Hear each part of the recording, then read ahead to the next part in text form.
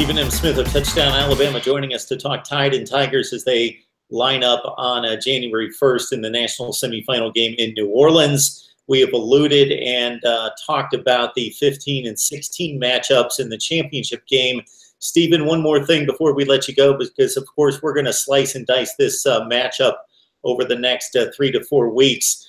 When you look at this Alabama team, as of course, when we look at the 15 and 16 matchups and we talk about the teams and the personnel losses, but then also the other players that have come into the system and been developed, how would you compare this year's Alabama team versus last year's team that faced Clemson, either from the standpoint of what's different that concerns you because it's not as good as the Alabama edition of 2016, or what's different about this 17 team that could be better and make them a better matchup against Clemson this time around? I'm going to take it from the double-edged sword perspective.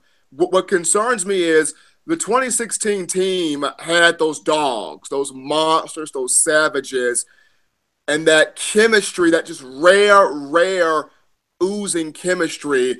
When you talk about Jonathan Allen, Dalvin Tomlinson, Reuben Foster, Tim Williams, Ryan Anderson, those guys just knew how to affect the quarterback. And it wasn't always sacks with those guys, though they did put up 54 sacks as a combined unit, but they just knew how to attack, when to affect your quarterback. And probably the most underrated of that group was Dalvin Tomlinson, who didn't really create a lot of sacks, but he had a career of 10 pass breakups, Mark. Dalvin Tomlinson knew, if I can't sack your quarterback, I'm getting my hand in the passing lane, I'm disrupting his vision, I'm knocking the ball down, and that's just as good.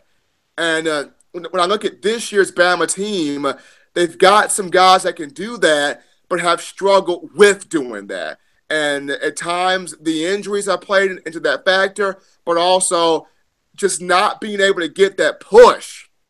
When you see an Alabama defensive line, especially one when you have Daron Payne and Deshaun Hand and Raekwon Davis, Isaiah Buggs, Josh Frazier, and so many others, it's just weird not seeing a defensive line, an Alabama defensive line, get that consistent push.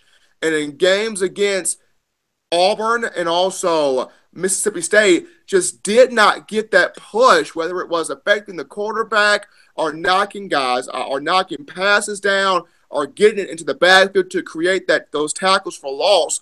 You did not see that type of consistency. So that's a concerning part for me. When it comes down to, how can this team be a bit better than the 2016 team to play against Clemson, it's, Nick Saban has a way to get his team playing on all cylinders following a loss.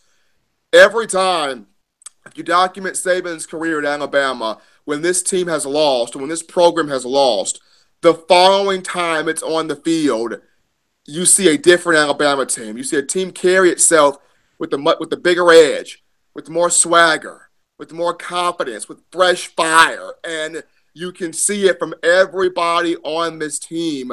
But there's a different hunger that hits them after they've lost a football game. So I feel like this time around, everybody from the starters to the second, third stringers to the walk-ons to the scout team, Saban has their complete attention because they came off a loss against Auburn in the Iron Bowl that, Alabama should have had. There were a lot of mental mistakes in that game.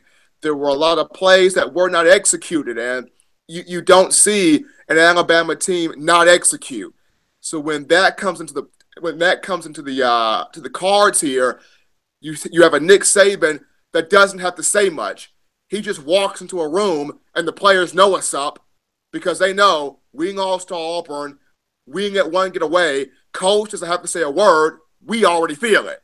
And when you are in a situation where Nick Saban does not have to say one iota, everybody in that room already feels it, then you got a team that's ready to go out there and do some damage. So in that aspect, this team can actually be a bit better than the 2016 team that faced Clemson. But as far as just having those dudes that had that oozing chemistry, that knew when to attack, why to attack, how to attack, that 2016 team had it in spades. Absolutely. When you rattle off those names of Anderson, Williams, Tomlinson, and Allen up front, wow. Those guys went on a streak of, what was it, 15 or 16 consecutive games of converting points directly from defense. Not just that, Mark. You're looking at 106 sacks. I mean, good Lord. that's throwing down a lot of quarterbacks. That's 106. You had 52 in 2015, 54 last year. You led the country both years in the same category. I mean, my gracious. That's a lot of dirt being picked out of helmets. Yes, it definitely is. A lot of dirt and a lot of dirt and grass stains and a lot of quarterbacks on their backside not feeling real good and having a lot of hot and cold tub treatment that sometimes is not wanted. Oh, you are going to the same well that I am. That was going to be my next comment. A lot of sore Monday mornings, no question about that, or Sunday mornings for this group that plays on Saturdays, obviously. Alabama and Clemson. Alabama was number 2 and Clemson number 1 the first time that they faced off there in 2015, and then they switched roles of number 1 and number 2, and number 2 won both times. And then here they are, Alabama squeaking in with the 4th seed and Clemson number 1 with that 12-1 record with the conference championship in hand in devastating fashion over Miami 38-3. Stephen M. Smith of Touchdown Alabama, as we get you set with our first breakdown of the Tide and the Tigers. Stephen, we appreciate you stopping by. Of course, we will talk about it plenty before we hit Jan 1. I'm excited for it. New year, bowl season. Best part of college football, Mark.